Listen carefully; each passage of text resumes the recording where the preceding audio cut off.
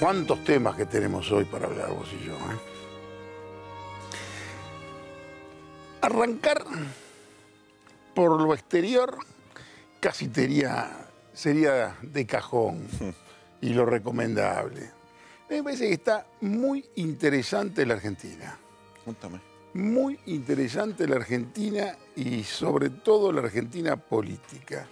¿En qué sentido, Jorge? Que hay un panorama, te diría, especial para analistas políticos y para esclarecer unas cuantas cuestiones. ¿Entendés? Yo creo que hoy más que nunca hay que esclarecer ciertas ecuaciones. Por ejemplo. Una, Buenos Aires nación, pendiente, si vos querés, desde el siglo XIX. Ponernos de acuerdo. En lo político específico, que aparentemente todo tan complejo, vos tenés, por un lado, lo que yo llamo este movimiento nacional macrista, y enfrente tenés la otra ecuación que es la que produce tantos problemas, que es kirchnerismo, peronismo. Que tiene que resolverse, que cuesta resolverla, y vos tenés ahí la presencia liminar de la doctora que encabeza, si vos querés, todos los debates.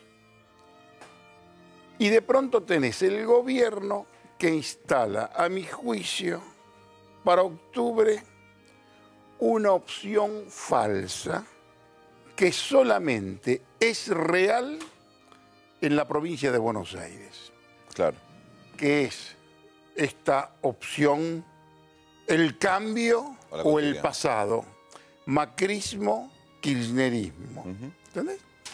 Lo cual hace que, y ya te dejo a vos, que yo aprendo cuando te escucho a vos, lo cual hace que la doctora sea hoy, a mi criterio, la única que tiene patente de corso para confrontar verdaderamente con el gobierno nacional. Y sobre todo te lo digo, y ya arrancamos y ya te dejo a vos, después de la reunión de gobernadores, por eso yo te hablo de la ecuación Buenos Aires-Nación, de esta reunión de gobernadores donde acuerdan gobernabilidad, asegurar la gobernabilidad del gobierno en el plano nacional y la gobernabilidad también en las provincias. Lo cual hasta políticamente se entiende, muchachos, a ganar o a perder por puntos. Por puntos, ningún knockout. Vamos a pelear prácticamente todos los territorios y a tratar de sacarla lo más fácil posible. Y bueno, ¿qué es lo que quieren los gobernadores? Estamos en el vejestorio de la nueva política y cuál es una de las grandes condiciones y de cuestiones que pone en la mesa la nueva política. Obras. Cemento. Todos quieren obras para mostrar gestión y te diría hasta para pagar sueldos. Ahora, confrontación con el poder central fuerte se va a dar solo en este lugar que es sobre todo la provincia de Buenos Aires, que es donde el macrismo también, a mi juicio equivocadamente, plantea una especie de pelea de fondo y decisiva. Es interesante porque vos marcás primero el cauce del río, que es el vínculo entre la nación y las provincias. Más que Buenos Aires, el interior, aquí es el gobierno federal y los gobiernos provinciales, que es una larga, me parece, larguísima historia no resuelta, que tiene un lado fiscal, no menor, y tiene un lado político, y es que el presidencialismo en Argentina, la figura del presidente, olvídate de Macri, la oficina del presidente es demasiado poderosa. Un recuerdo muy sencillo, muy digamos, al pasar de Carlos Nino, ¿te acordás?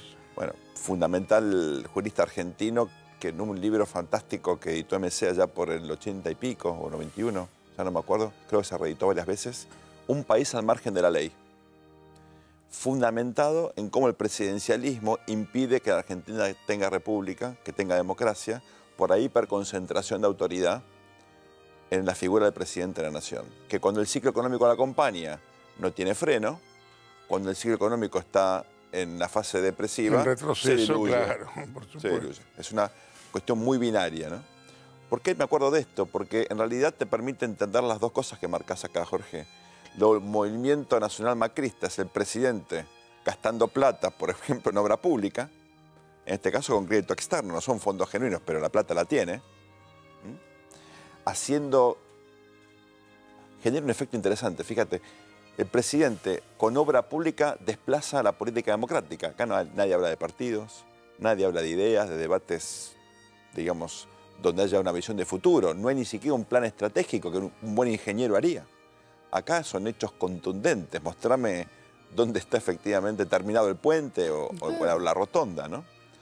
Pero creo que es esta relación irresuelta entre el poder central y las provincias lo que te explica este rol de los gobernadores, con un condimento que marcamos en algunos de los programas anteriores, es que hoy tus amigos, los intendentes, tienen una característica inusual, porque son casi provincias, un intendente promedio. Son mini gobernadores, Bueno, como los llamo yo. Por eso. Pero, Porque por el tamaño de una municipalidad promedio del Gran Buenos Aires, en tamaño de gente y de recursos, es comparable o incluso mayor una de las provincias que estuvieron en la foto del otro día, con la excepción de Córdoba, naturalmente, ¿no? Pero Catamarca, La Rioja, Formosa, Chaco, son más chiquitas que, obviamente, La Matanza o Loma de Zamora. Ahora, la opción de hierro que plantea el gobierno es cambio, retroceso, volvemos al populismo y demás. Me parece que es algo que tiene un fundamento hasta discutible, relativamente discutible, en la provincia de Buenos Aires. En la provincia de Buenos Aires, donde vos tenés una doctora fuerte, a mi juicio,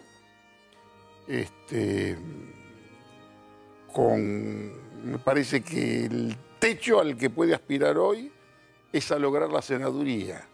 Digamos, quizás lo más lógico que tiene que hacer es ir por esa candidatura donde perfectamente puede ganar. Yo te digo, es la que tiene patente de corso para confrontar, pero en la confrontación le sirve al adversario, porque el tercer gobierno radical, el macrismo, se consolida y casi te diría se extiende nacionalmente cuando aparece muy fuerte la presencia de la doctora o sus exponentes.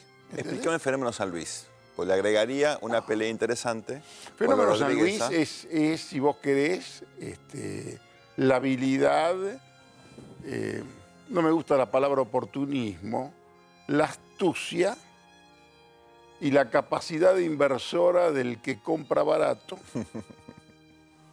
del gobernador del Estado Libre Asociado de San Luis. Es casi te diría nuestra Cataluña central, porque incluso en la interna de los gobernadores San Luis está aparte. Los gobernadores que se reunieron son gobernadores peronistas, de los más dialoguistas, racionales, son todos de un nivel. Hay alguno que es un poquito más opositor, que no estuvo, que es Berna de La Pampa. Y después tenés esta cosa particular, original, creativa, que tiene que ver con Rodríguez Sá. Yo puedo hacer un máster en Rodríguez Sá, porque los conozco bastante, les tengo afecto, por supuesto. Rodríguez Sá es un creador. Alberto. Alberto es un artista y Adolfo juega su senaduría. Vos podés tener una interpretación mezquina del caso San Luis. ¿Cuál es la interpretación mezquina? Poggi. Y claro, Poggi, ¿sabés quién es Poggi? Poggi vendría a ser la recreación del mito de Alcibíades. Alcibíades aquel gran estratega ateniense que se enoja en Atenas y aparece después a la cabeza de las fuerzas de Esparta. ¿No es cierto? Muy bueno. Este Alcibíades fue el hombre de los Rodríguez Sá, que lo maltrataron, tal vez los Rodríguez Sá le hicieron sentir mucho que sos un punto nuestro, y este muchacho ahora quiere seguir él también como gobernador y ser fuerte y arregla con el macrismo y es el candidato de Macri en San Luis. La jugada inteligente de Alberto es, ¿cuánto tiene el kirchnerismo acá? Debe tener un 12%, 13%, Suficiente. que es más o menos lo que tiene el kirchnerismo en cada una de las provincias, en algunas menos. Claro. Porque el gran poder, la gran legitimidad del kirchnerismo está en la provincia inviable, está en Buenos Aires. ¿No es cierto?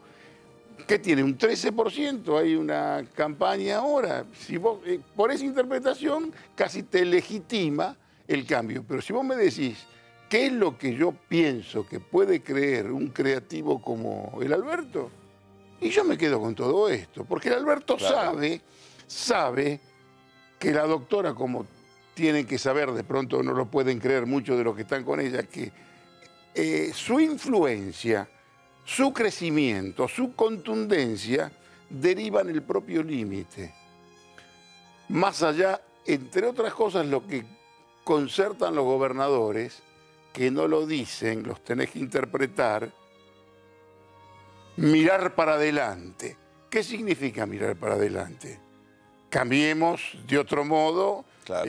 No vamos a volver hacia atrás, la van a respetar, pero no van a inmolarse por ella, ¿no? Otro común denominador entre los gobernadores, el presidente, el gobierno federal, es que todos están acudiendo al endeudamiento. Si tomás la cantidad de deuda que emitieron las provincias en estos 16 meses y pico de gestión, 10.000 millones de dólares. Y la que tomó él también, ¿no? No, él tomó mucho más deuda, pero bueno, está la excusa en todo caso de los holdouts, la cuestión de la deuda, el déficit fiscal heredado, pero los gobernadores están emitiendo muchísimo dinero acá y en el exterior a tasas mucho menores que antes, hay que decirlo, con lo cual, digamos, no solamente está el efecto cemento, el cemento de la sociedad, ¿no? El cemento que permite ir hacia adelante en términos de obra pública, generación de empleo, veremos con qué transparencia, ¿no? Espero que no sean con los criterios de transparencia que había antes, y también el acceso al endeudamiento para gasto corriente. Muchas provincias sin ese endeudamiento obviamente no sobreviven, ¿no? Ahora, vos sabés que yo soy personalmente bastante escéptico con los endeudamientos, ¿entendés? Explícame por qué. ¿Y Vos por estuviste en qué Europa, estaban súper apalancados todos los países que vos disfrutaste. Vos estuviste en Portugal. Sí, pero Sin con la deuda una de Unión Portugal. Europea un tanto más fuerte, en condiciones de aportar fondos estructurales que fueron los que solventaron muchos de esos países. Aquí, un endeudamiento sin un después más o menos asegurado, y yo sinceramente le tengo un poco Eso te entiendo. de distancia. Te diría, lo tomo, lo respeto, muy bien, tienen que hacerlo. Me parece que el tema del endeudamiento sistemático para Macri, para el tercer gobierno radical, para la Argentina, estamos en una estrategia inquietante. Yo no sé qué es lo que puede surgir de aquí. Yo tampoco soy, aunque gane el macrismo, sinceramente, tampoco yo creo que haga lo que todos creen que va a hacer. No todos, Digamos. No todos. Bueno, muchos creerán o no creen. Cuando la señora Gabriela Michetti dice que no hay que hacer elecciones cada 2 años, todos la tomamos con un poco de sorna o ironía, pero sabemos que alguna razón tiene que ver esto. Que vos estás en una permanente campaña electoral y cuando te lo dicen claramente, el otro día un ministro en una comida que dijo, nosotros tenemos que ganar para hacer lo que queremos hacer, tenemos que tener este crédito de la sociedad. Y yo la verdad, sinceramente lo miro y digo, no creo que lo hagas. O sea, Jorge, Porque después de octubre viene el verano. Para el verano no les recomiendo verdaderamente que pongan la mano muy fuerte. en el ajuste. No creo, sinceramente, no creo que tengan una estatura de estadistas como para intentar hacer lo que ellos creen que tienen que hacer. Y en el 2018 está en juego la reelección ya. Sí, claro. Déjame ahí poner un punto. Sí, querido. Si querés. Vos me ponés un poco de serenidad a mí. No, porque hay dos cosas ahí que me preocupan. Primero, la deuda no es en sí mismo ni buena ni mala, sino para qué te endeudás. Si vos te endeudás, te doy un caso hipotético, esto no va a ocurrir, para reconstruir la infraestructura educativa de la Argentina y tenemos escuelas como la gente, yo firmo ya. Porque es capital humano que a la corta o a la larga eso va a generar riqueza para la Argentina. Vos sabés que eso es un discurso. No. Eso tiene que ver con la retórica, nada más. Sé que es una utopía, pero te digo, si lo invertís en infraestructura, que claramente, digamos, te implica un salto cualitativo en el capital humano, adelante. Si estás gastando plata para, digamos, gasto corriente o para cosas que no están mal, pero que son cuestionables desde la sustentabilidad fiscal, como aumentos a jubilados, que no está de acuerdo por el pobre jubilado, pero tenés que financiarlo después en serio con recursos genuinos, ahí ya la cosa cambia.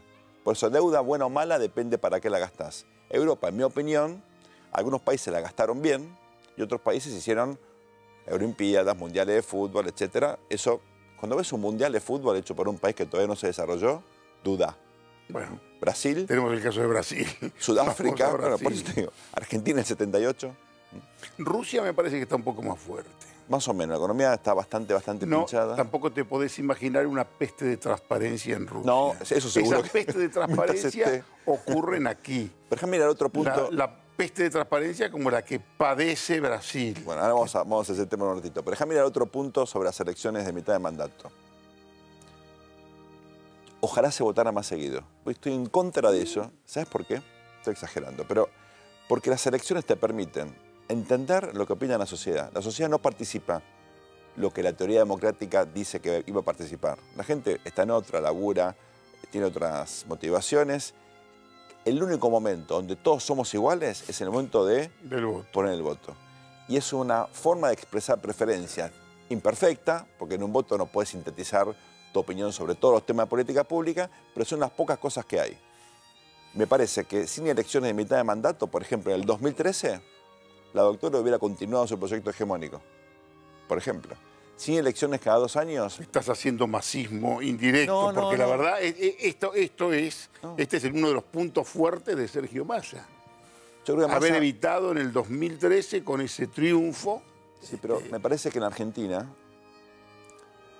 tenemos liderazgos episódicos, Jorge. Sí, es verdad. Que si luego no se reflejan en una construcción política, partidaria, ideológica, estratégica, se diluyen, como se diluyó. Me gusta más lo ideológico y estratégico. Lo partidario y sobre todo desde Macron para aquí, ya lo tomo contenedor para pescado. Bueno, pero déjame darte un ejemplo de estos liderazgos episódicos, y no lo de las personas, tomo ejemplos, ¿no? Cobos fue un liderazgo episódico, que estuvo en un lugar casi de casualidad y le tocó protagonizar un momento histórico de la Argentina, pero su liderazgo se fumó. Claro. Bueno, Francisco de Narváez. Tu caudillo. El caudillo popular. Amigo mío, liderazgo episódico. Liderazgo episódico. Sí. El riesgo de Sergio Massa es también haber sido un liderazgo episódico. Es haber tenido un momento en el cual protagonizó algo que no era sencillo, desde tigre oponerse a un proyecto hegemónico de la presidenta, pero luego de eso no logró traducir ese momento tan increíble donde tuvo mucho apoyo en una construcción política sólida. Su problema fue el 2014. Él cae en el 2014 desde la Cámara de Diputados. ¿Cómo haces desde tu condición de diputado para mantener una centralidad que no pudo mantenerla? Y hoy, aunque le va muy bien en la provincia de Buenos Aires, nadie dice opción macrismo, masismo o bueno, el gobierno no lo ayudó nada. ¿Por qué lo va a ayudar? Bueno, él intentó ayudar de entrada.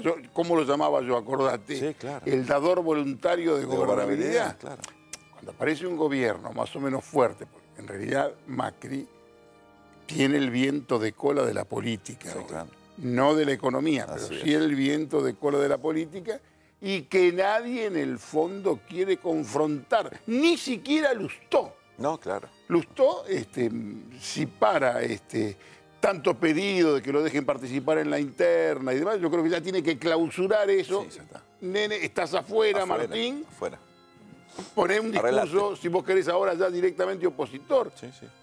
Pero Massa tampoco está para un discurso muy fuertemente opositor. Ahora- Stolbizer ser menos. La única persona que está en un discurso opositor de la Sota, que era uno de los que verdaderamente podía haber intentado alguna otra cosa, No está. por distintos temas, yo creo que por algunos temas íntimos, personales de él y demás, él declina. Bonfatti, que es otro que podría garantizarle el triunfo a los socialistas en Santa Fe, tampoco quiere contar votos ahora. Nadie quiere contar votos. En realidad está comodísimo, si vos querés, desde el punto de vista electoral, el gobierno. Y plantea la gran batalla En la provincia. en la provincia de Buenos Aires. Ahora, ¿vos qué elegís? ¿Elegís un rival que te genera un desafío efectivo o elegís un rival al cual le podés ganar? El gobierno, al elegir a Cristina, revela algo muy interesante. Y es que cree que le gana. Sí. ¿Vos viste la película Hora 25 de Spike Lee? ¿Te acuerdas? Spike Lee, ¿te acuerdas? Es el director negro. Más de lo mismo. ¿Cómo se llama? Tuve varias películas. Tiene una película muy interesante donde es un mafioso que tiene 25 horas hasta que va en cana. O sea, está condenado, va a ir en cana y como nunca estuvo, está preocupado por lo que le va a pasar. Entonces habla con tipos que ya estuvieron en cana y van, digamos, es un recorrido urbano de New York, Sí. ¿no? Muy divertido. Y un viejo que estuvo años adentro le dice lo siguiente: vos llegá, identificá al tipo más débil de todo el patio y cagalo a trompadas. Y el tipo dice, ¿pero por qué? Porque tenés que demostrar que sos capaz de pegarle a alguien. Y a partir de eso vas eligiendo rivales cada vez un poquitito más fuertes hasta que vas a ver cuál es el límite y todos van a conocer tu límite. Al margen de la película. Pero Y si le están gana- eligiendo un rival débil. y ¿Por si qué? yo hoy en la provincia de Buenos Aires no creo que sea un rival débil. Mira, acá tenés tercera sección electoral, Sí. primera sección electoral. Creo que hay una cierta torpeza de parte del kirchnerismo ¿Lo viste esta semana? de explicarlo. Me parece que el canal adecuado, esto no es hereditario. Vos, cuando vas a hablar con gobernadores tienen territorio. Y Claro. los que tienen territorio respetan no al que tiene un poder conceptual, respetan al que tiene el territorio, ¿no es cierto? Difícilmente los puedas llevar y querer pegarlos con lo que es el kirchnerismo. El kirchnerismo en realidad tiene peronistas y tiene peronistas que son legítimamente peronistas, pero ante todo es un frepacito tardío. Sí, claro. Tiene un frepacito a su alrededor.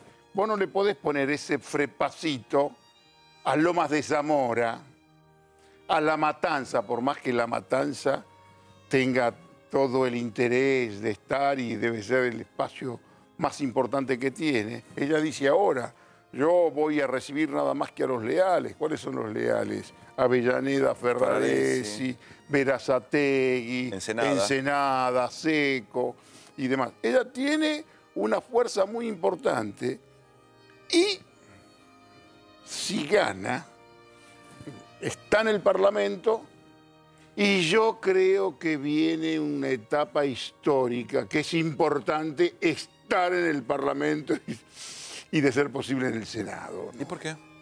Y porque sí, por distintos temas, pero estar en el Senado me parece que es hasta aconsejable, ¿no es cierto? ¿Vos no crees que ella corre el riesgo de ser la nueva Menem del Senado? No, sinceramente no, porque las apoyaturas que tiene son un poco más fuertes.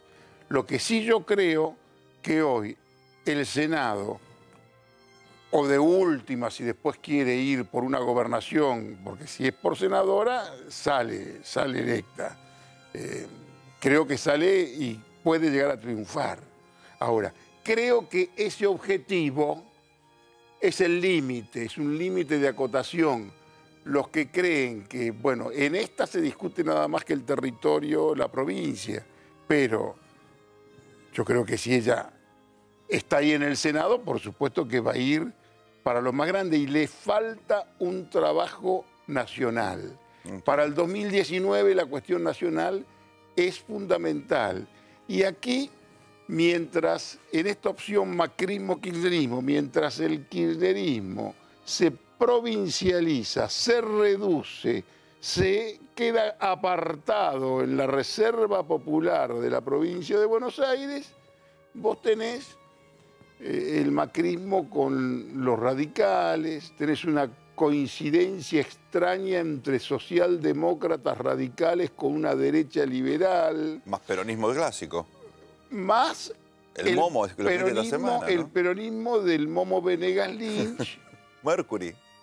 Que es bueno, un peronismo rural, de pronto Rocamora con cierta ironía lo llamó el peronismo de Vichy, pero bueno, que es un peronismo que también está ahí y hay una coincidencia, por ejemplo, cuando yo digo que es una concepción movimentista, cuando coinciden elementos que se detestan entre sí, que no tienen mucho que ver entre sí y están juntos en ese mismo barco con una idea ilusoria, claro, que es la construcción de un país normal. Hablar de la construcción de un país normal es un país sin populismo. Sin populismo, la palabra populismo hoy pasa a ser el último uniforme del antiperonismo. Con lo cual ahí está todo un poco bastante mezclado, pero la coincidencia, para mí más sorprendente, es entre un sector de la derecha liberal, un sector de la derecha que perfectamente pudo haber apoyado el militarismo, con los radicales que encerraron y juzgaron a los militares. ¿Entendés? Ahí hay... Y después, desde el punto de vista del posicionamiento, vos tenés una falta de móviles para confrontar. Hoy nadie quiere confrontar con Macri. Dame un segundo que quiero volver al tema este que marcaste antes y lo dejamos picando, si hay cambio o no después de octubre. La vez pasada terminamos el programa con un punto a desarrollar. Yo te contaba que... Antes de la musiquita. Antes de la musiquita. Que, mira, un banquero muy importante del exterior, que hizo guita con la reestructuración, hace guita ahora y hará guita independientemente de lo que pase, me decía que la gran diferencia de este presidente respecto de los anteriores era que vos tenías un Alfonsín rodeado por Surruil, Canitrot, un Mene por los Cavallo, por los Roque Fernández, el propio de la Rúa, primero por Machinea, después por Cavallo, el presidente que tenía una concepción limitada de la economía y tecnócratas más ortodoxos que le explicaban lo que había que hacer con una suerte más bien escasa en el largo plazo. En esta oportunidad es el presidente el ortodoxo y los tecnócratas son más bien heterodoxos y, digamos, más gradualistas, ¿no? Me decía, eventualmente el presidente va a salir del closet, va a exteriorizar sus preferencias ortodoxas y va a influir en una agenda que esperemos sea mucho más definida en materia de objetivos, sobre todo por el lado fiscal. Él estaba preocupado un poquitito por la cuestión de la deuda, dándote la derecha a vos, ¿no? Y claro, esto es una característica inusual, porque si este tipo tiene razón, y por la guita que hizo mucho no se equivoca, por lo menos económicamente, ¿no? Por esa característica que vos señalás, es lo que casi lo identifica a Macri con Kirchner. En su manejo de la economía. Por supuesto, Claro. los dos creían que sabían de Sí, economía. pos la Los dos baña. creen que sabían de economía. Cuando vos lo escuchás a Macri que habla del no tener un ministro de Economía, de dónde salió, un superministro de Economía. ¿Para qué? Y que la gente no le cree, nadie le cree. Ni siquiera los que están a su alrededor le creen. Y los banqueros con los que vos hablás que te pueden decir, ellos quieren tener un ministro de Economía, saber cuál es más o menos la pauta. Y cuando el pensador Broda te dice, No hay plan tenemos A. plan B porque no hay ni siquiera plan A, entonces perfectamente Rocamora puede decir es un conjunto pueril de improvisaciones, ¿viste? Sobre la marcha, esa cosa del vamos viendo tan argentina. Y me parece que tiene que poner un poco más. Yo me permito dudar de que verdaderamente vayan a hacer esas cosas que los que lo critican creen que hizo, Porque esto es lo gracioso del asunto. Claro.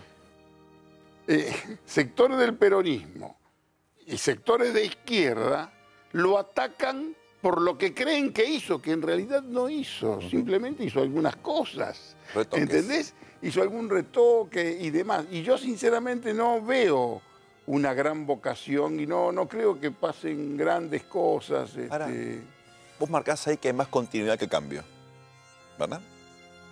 En muchos aspectos. El viaje a China es otra muestra de continuidad con el kirchnerismo. Hasta las mismas represas en muchos casos. No vi lo que firmaron, pero me parece que tienen que respetar lo que se firmó antes con los chinos, ¿no es cierto?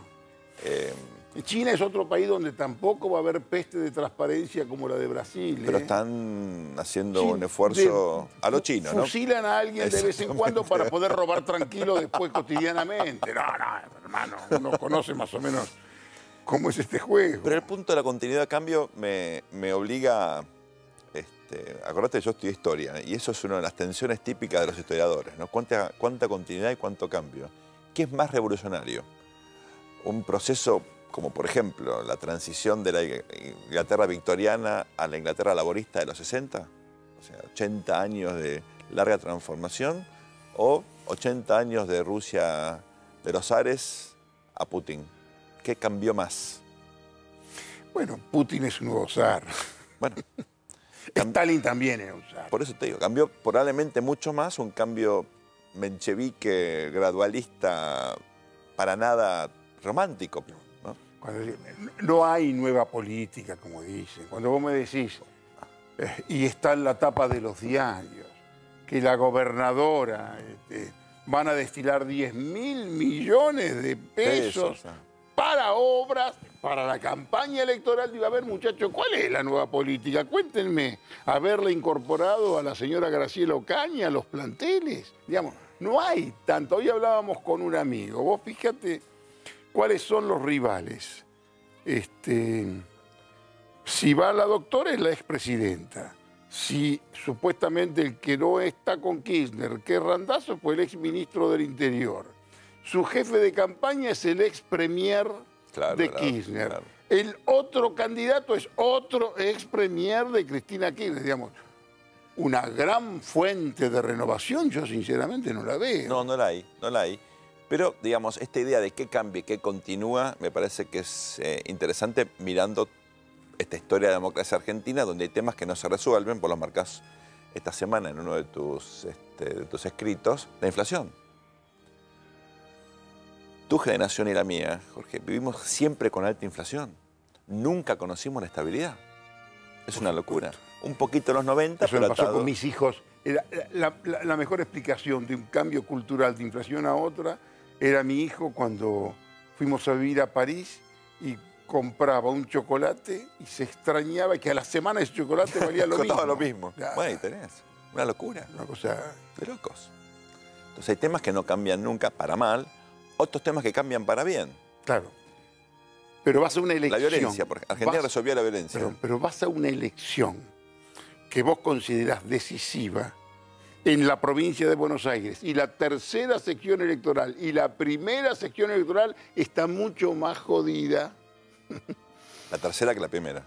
Está mucho más castigada, complicada, no con estos ajustes, con estos, si vos querés, actos de sinceramiento en materia de precios y de cuestiones, que otra gente, ¿no es cierto? Esa gente que es a la que se dirige la doctora, y esa gente te puede decir, sí, aquello era una fantasía, pero yo me iba una semana a San Clemente del Tuyú.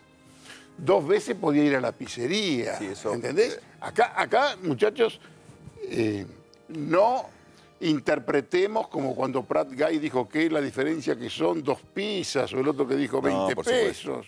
La cosa está un poquito más compleja. Esta semana estuve con un funcionario del gobierno, de estos que hacen los números finitos, y me mostraba él confiando en la econometría. Yo en ese sentido soy ignorante, pero veían una recuperación del salario real hacia mediados de año como consecuencia de las paritarias. Ellos están convencidos que la inflación va a bajar, que esta última inflación de abril está muy vinculada a la vestimenta y a los incrementos en las tarifas, que eso ya no se vuelve a repetir. Bueno, Esperemos que así sea. Hablando de vestimenta, el espectáculo de todos los funcionarios comprando trajes a $100 en China, ¿viste? Muchachos. Lamentable. Pero un poco de pudor, ¿no? Pero el punto central, creo, es que coincido con vos que la economía no va a ayudar. A lo sumo no va a ser un problema, pero no va a ser una solución para esta elección y que en todo caso va a ser la política la que explique. Es la política. Es la política. Kirchner sí tuvo el viento de cola Sí, claro. de la economía. Acá no hay ese Y Brasil viento no va a de ayudar cola. tampoco porque obviamente estas son novedades que ponen tensión en esta leve recuperación que había de algunas exportaciones industriales. A Brasil lo castigaron, hermano. ¿En qué sentido, Jorge? ¿Cómo lo Tenés dos castigaron? maneras de Nadie los analizar el obligó tema a- de Brasil. Hoy, hasta los que dicen la temperatura hablan de la crisis de Brasil. Todo el mundo habla de la crisis de Brasil. No te digo que sea previsible. Si yo en algún momento hablé de la peste de transparencia y anuncié la peste de transparencia, en algún momento te diría ahora tiene que haber una línea de corte, porque se están llevando puesto el principal país de América Latina. ¿Entendés? Por supuesto que nos dejaron robar. Nos dejaron encolonizarse, nos dejaron robar. Yo te comenté que demasiado BRIC, demasiado país BRIC. Yo participé en Moscú, estuve invitado a un encuentro preparatorio de la gran cumbre de los BRIC y yo veía a la delegación brasileña mucho más dura con Estados Unidos y con que China, que Rusia, que India, que Sudáfrica, ¿entendés? Demasiado BRIC en medio de una ola pestilente enorme en materia, qué sé yo, administrativa y todo lo que fue. Ahora, a mí sinceramente me parece una desgracia lo que pasa con ese país. Sí, claro. Para Argentina es terrible. Estoy de Aquel que acuerdo. crea que esto es una oportunidad para Argentina, para lucirse, me parece que no ve ninguna película. Hay un agujero que te brinda liderazgo, posibilidad de liderazgo, pero para Argentina que su socio estratégico esté pasando por una circunstancia tan difícil y que no haya certidumbre en la reconstrucción, acordate, Jorge, mirá el caso italiano. Es más fácil destruir un sistema político corrupto, etcétera, etcétera, pero construir uno nuevo, 20 años después, los tanos todavía siguen con una incertidumbre enorme y ya no es que crece la economía a pesar de que no tenés gobierno. Está totalmente estancado. Enséñame, vos sos un especialista en esto. ¿A Brasil se la pusieron o no se la pusieron? No tengo evidencia, me llama la atención. Vos hablas con brasileños. Sí, ¿Qué te permanentemente. dicen los brasileños?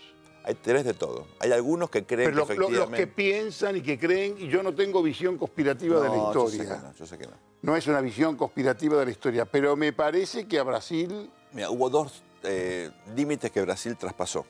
Un límite muy importante fue cuando Odebrecht empezó a financiar a Chávez y a meterse en la cuenca del Orinoco para quedarse con Y a las meterse con Irán y a también. ¿De qué meterse con- hablamos? también con eso. Pero, No tenemos por qué ser prudentes no, acá. pero sin ir a eso, que fue extremo, hubo otra raya que traspasó Brasil que te lo pone de manifiesto el escándalo de JBS.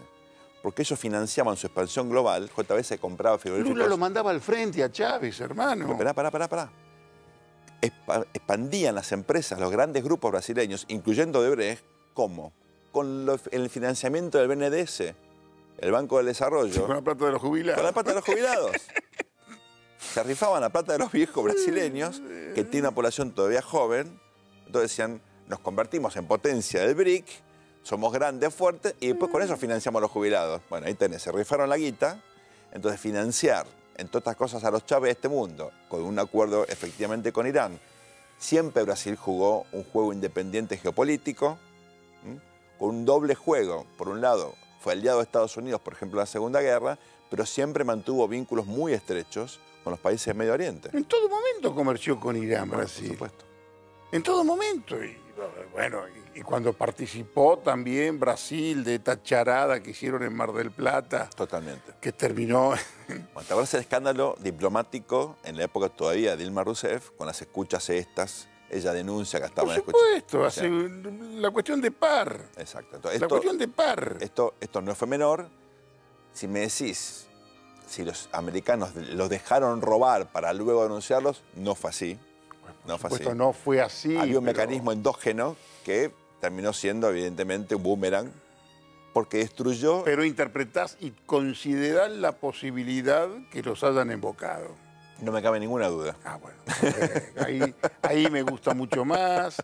Me parece Ninguna que los duda. invocaron. Y yo, sinceramente, esa imagen que tengo, que conservo de Moscú, que cuando hablaba el brasileño me hacía acordar las asambleas universitarias de los años 70 en la Argentina. Sí, a mí un poco de Digo, infantilismo. estos chicos me parece que se pone un poquito más complicado. Ahora, que han robado o no sabían cuando le hacen el golpe de Estado a Dilma Rousseff que tanto Cunha como Temer eran también dos... Parte de la criptocracia, pero por supuesto.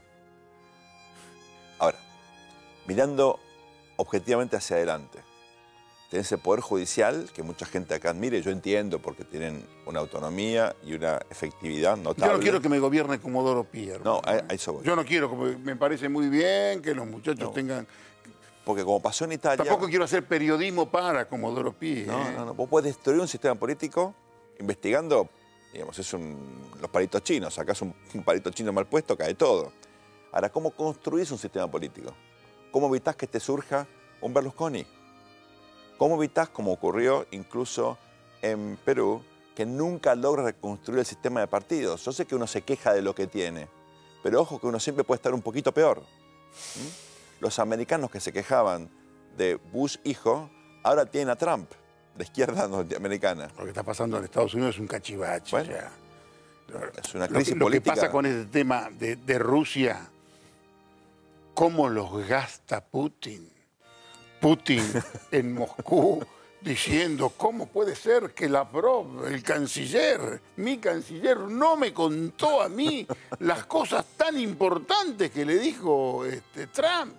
Pero fíjate que tenemos un continente, Jorge, Estados Unidos con una seria crisis.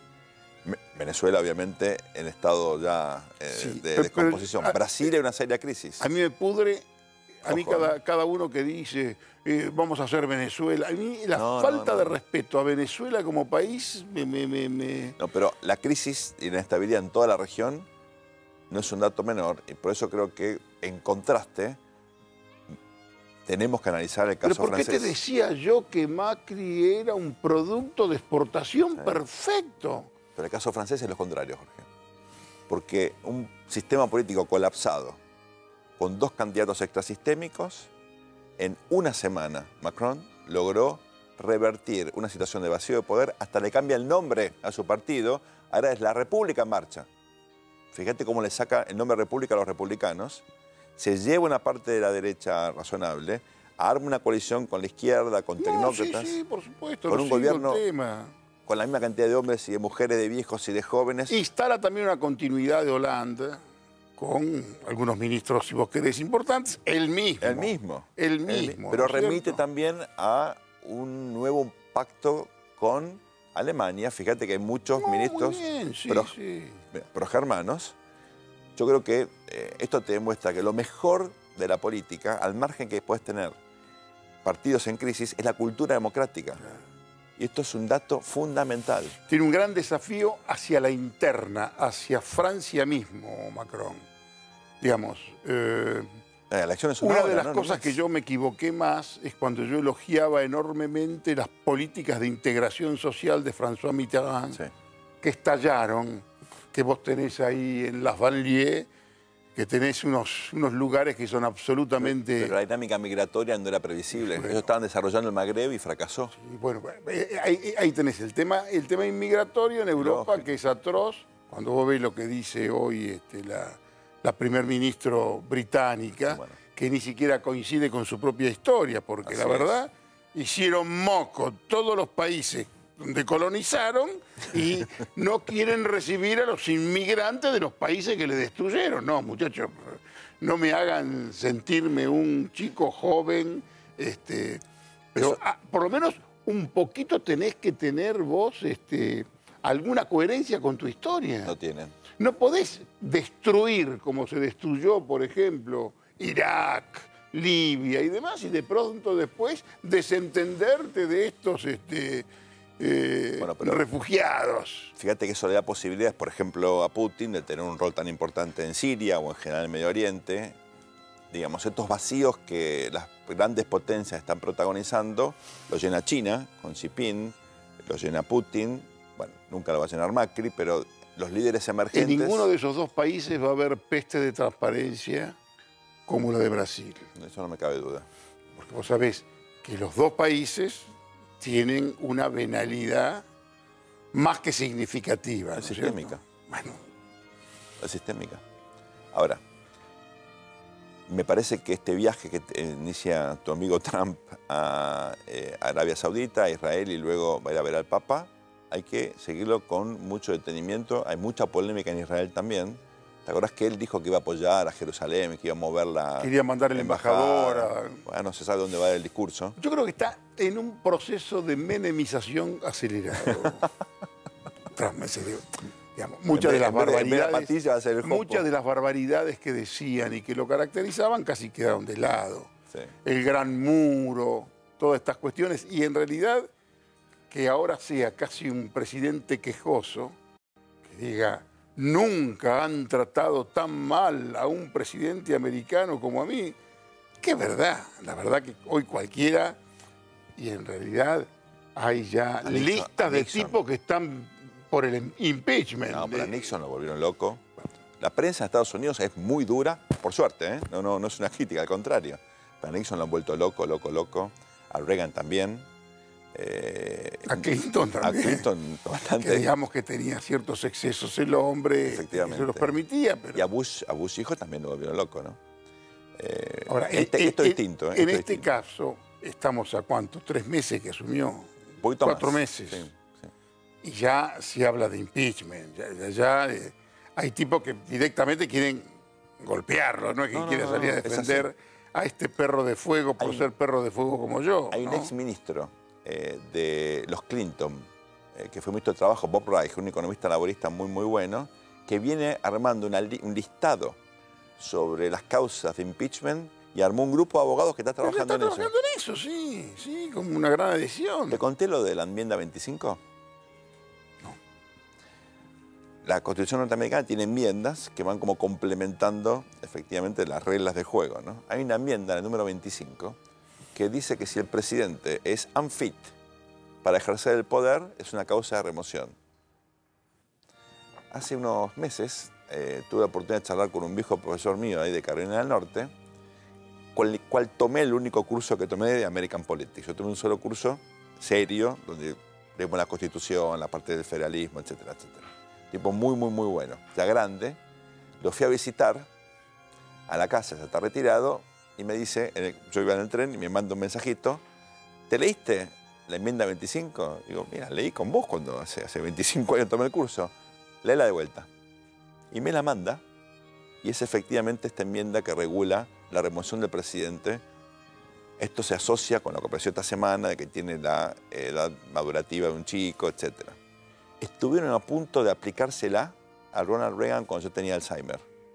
Zafó el viejo porque faltaba poco tiempo para que terminara su presidencia, pero podría ser una de las causas complementarias a todos los escándalos. Me parece patético que se esté pensando, que se piense en eso ya, ¿no es cierto? Lo están preservando Mike Pence. Ahora, en esta gira no tiene por qué irle mal, porque en realidad ahí se choca.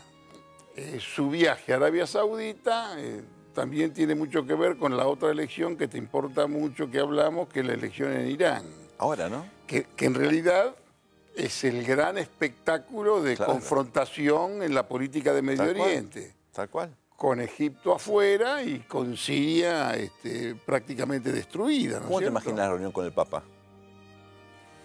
No, me parece que el Papa es mucho más político que todos. Absolutamente normal. ¿El contraste de estilos?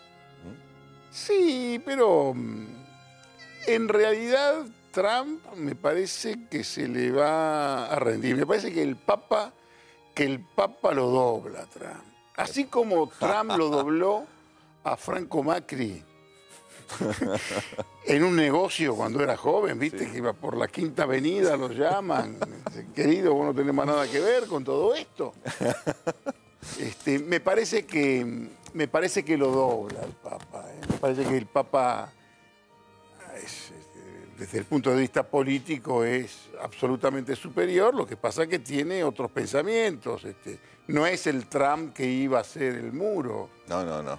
Me parece que lo que dijo el Papa en su momento, y el Papa aquella misa que se dio directamente ahí en la frontera, casi te diría que lo puede tomar de la oreja Trump. Es un viaje monoteísta, obviamente, a las 3 religiones monoteístas. Es un viaje al mismo tiempo, me parece que lo va a poner a Trump otra vez muy metido en la crisis siria. Mi impresión es que el Papa va a reclamar un involucramiento más serio de Estados Unidos para tratar de mitigar la crisis humanitaria que tiene no solamente los católicos, ahí tiene que ponerse de acuerdo pero... con Putin. Si no se pone de acuerdo con Putin, no hay la menor posibilidad de paz en Siria. Pero viste que ahí los republicanos más razonables tratan de explicar que todo este lío reciente con la información sobre ISIS tiene que ver con la cooperación con Rusia, precisamente para tratar de estabilizar la crisis siria. Según el relato de los medios, es Trump que le dice a Lavrov, lo advierte sobre algo del ISIS, de Daesh, por información del Mossad, por información de Israel. La verdad, está para un cuento menor de John le Carré todo esto. Menor, te diría, de John le Carré. En Arabia Saudita no le puede ir nunca mal. Nunca mal. Arabia Saudita con Estados Unidos tiene una alianza estratégica absolutamente indestructible, que ahí, bueno, y ahí tenés el wahabismo con un intento de wahabismo, los rigoristas sunitas, si vos querés, con una gran legitimidad y con un Egipto que está fuera de juego. En el mundo árabe, tener un Egipto prácticamente fuera de juego y tener una Siria destruida, lee Kissinger. Está claro. No puede haber guerra sin Egipto ni paz sin Siria. Tal cual. ¿No es cierto? Y ahí está Israel, que me parece que hoy no es el tema fundamental en la región. El tema fundamental pasa, si vos querés, por otro lado. El tema de ISIS, si no lo resuelven, yo te diría que va a garantizar estallidos en todas las capitales. Pero el tema del Estado palestino está todavía latente, Jorge. No, por supuesto que sí. Y yo creo que hay una etapa del Economist reciente, ¿no? Que la solución para Israel es la estabilidad de la región con un fuerte Estado palestino. Para eso, para con los asentamientos, claro, para con las construcciones. Lógico. Y para con la sobreactuación de querer llevar la embajada a Jerusalén, que está ahí en discusión todavía. Entonces yo digo, ahí hay, me parece, una posibilidad, ojalá esto se discuta ahora. Y ahora, con todo esto que nosotros estamos hablando, ¿a vos te parece que la Cancillería Argentina trabaja, tiene desk, tiene departamentos que analicen todos estos temas? Me parece que como ocurre en general el aparato estatal, hay falta de capital humano, de decisión política, de jerarquizar temas. Creo que hay buena gente que de manera individual trata de seguir temas, pero que no hay un sistema que de forma, yo diría, previsible vaya dándole insumos estratégicos a los que toman decisiones. Tampoco me parece que la política exterior como tal sea un tema. En todo caso, la inserción de la Argentina, que es una parte muy sesgada de la ¿Sabes que yo exterior? creo que desaprovechó mucho Macri esta gira? ¿Sabes lo que es estar presentes